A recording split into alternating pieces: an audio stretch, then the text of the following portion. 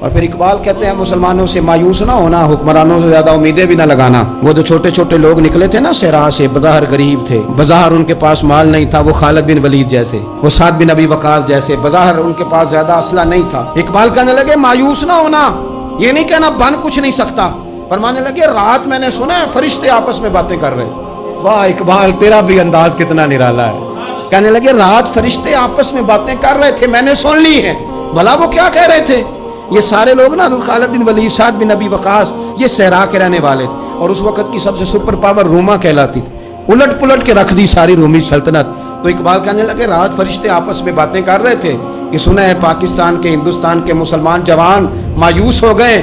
کہنے لگا نہ مایوس ہونا، نکل کے صحرا سے، جس نے روما کی سلطنت کو الٹ دیا تھا، نکل کے صحرا سے۔